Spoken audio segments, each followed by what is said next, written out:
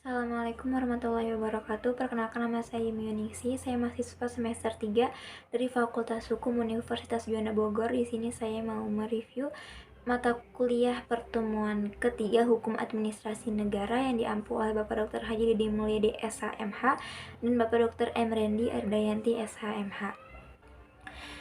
Nomor 1 ialah berikan definisi hukum administrasi negara menurut Van Apeldoorn dan Djoko Sutomo. Jawabannya ialah, menurut Van Apeldoorn, hukum administrasi negara adalah keseluruhan aturan yang harus diperhatikan oleh para penguasa yang diserahi tugas pemerintahan dalam menjalankan tugasnya.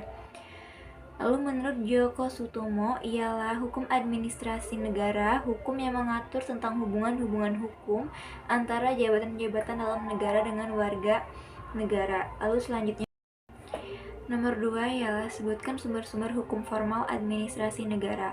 Jawabannya, sumber hukum formal hukum administrasi negara adalah ada 4. Yang pertamanya itu undang-undang, yang kedua praktek administrasi negara atau konvensi administrasi negara, yang ketiga adalah jurisprudensi, yang keempat adalah doktrin. Lalu soal nomor 3 ialah mengapa hukum administrasi negara belum dikodifikasikan. Jelaskan faktor-faktor yang menyebabkannya, yaitu ketentuan-ketentuan hukum administrasi negara sulit dikodifikasikan karena, yaitu nomor pertama, perubahan dalam bidang hukum administrasi negara terjadi dengan cepat.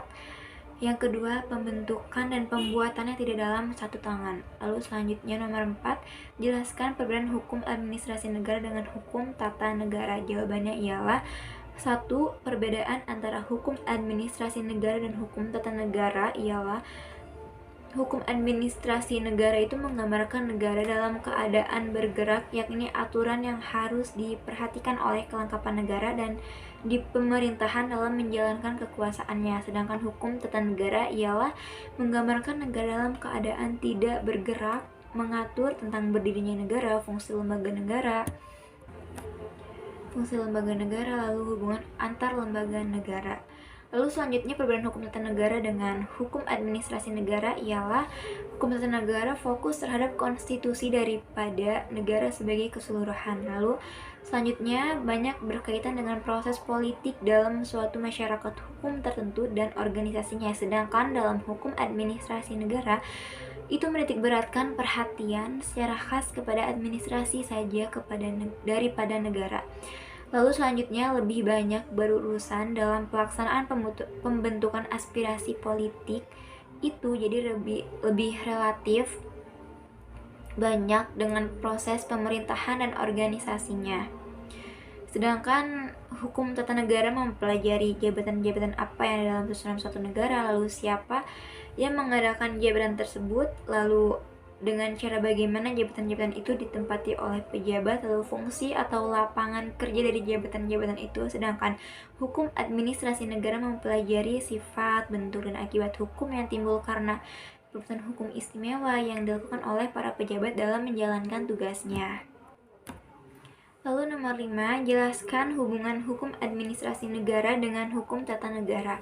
Jawabannya ialah hukum administrasi negara merupakan embel-embel atau tambahan dari hukum tata negara. Badan-badan kenegaraan tanpa hukum tata negara adalah lumpuh karena mereka tidak diberi kekuasaan atau kekuasaannya itu tidak menentu, dan badan kenegaraan tanpa hukum administrasi negara adalah bebas karena mereka dapat menggunakan kekuasaan itu sekehendak hatinya saja. Jadi badan-badan kenegaraan itu memperoleh wewenangannya dan hukum dari hukum tata negara, dan badan-badan kenegaraan itu menggunakan wewenangnya itu harus berdasarkan atau sesuai dengan hukum administrasi negara. Lalu soal selanjutnya nomor 6, apakah yang dimaksud dengan ketetapan atau besikking? Yaitu jawabannya, istilah ketetapan dalam bahasa Belanda disebut dengan besikking yang mengandung arti suatu penetapan tertulis yang dikeluarkan oleh badan atau pejabat tun yang berdasarkan perbuatan perundang-undangan yang berlaku, yang bersifat konkret, individual, dan final, yang menimbulkan akibat hukum perdata pasal 1 angka 3 Undang-Undang Nomor 9 Tahun 2004. Lalu yang terakhir nomor 7, sebutkan unsur-unsur ketetapan, yaitu unsur-unsur penetapan basicing dalam definisi tersebut, yaitu penetapan tertulis. Sekian dari saya, kurang lebihnya mohon maaf. Wassalamualaikum warahmatullahi wabarakatuh.